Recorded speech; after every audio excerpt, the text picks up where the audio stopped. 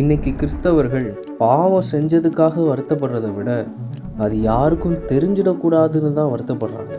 நம்முடைய பாவத்தை விட பாவின்னு யாரும் நம்மளை சொல்லிடக்கூடாதுன்னு பயப்படுறாங்க. இது நியாயமா இல்லை இதான் இயல்பா?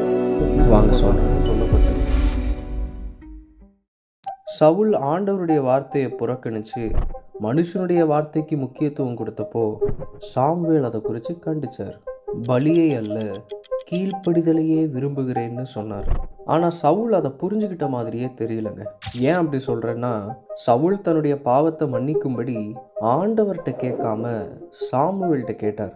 ஸோ இந்த மக்கள் முன்னாடியும் பிரபுக்கள் முன்னாடியும் சாமுவேல் தன்னோட நடந்து வந்து ஆதரவு கொடுப்பாருன்னு நினச்சார். இங்கே சவுலுக்கு ஆண்டவர் என்ன நினச்சாருங்கிறது முக்கியப்படலை. ராஜான்னு நம்மளை கூப்பிடுற இந்த மக்கள் நம்மளை என்ன நினைப்பாங்க, சாமுவேல் கூட வரலனா நம்ம மேன்மை என்ன ஆகும்னு தான் கவலைப்பட்டார்.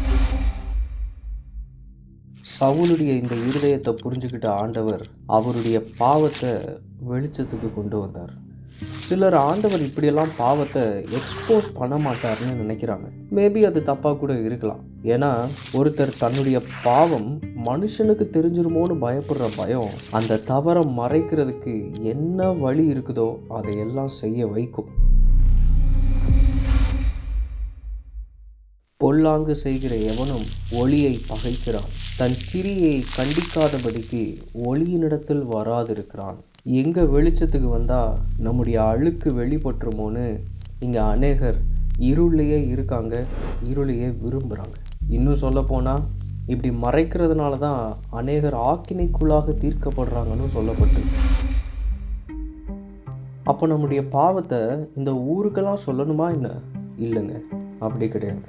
மனுஷனுக்கு தெரிஞ்சால் அவமானம்னு நினைக்கிறத விட இதை நம்ம செஞ்சாலே அவமானம்னு புரிஞ்சுக்க ஆரம்பிக்கணும்.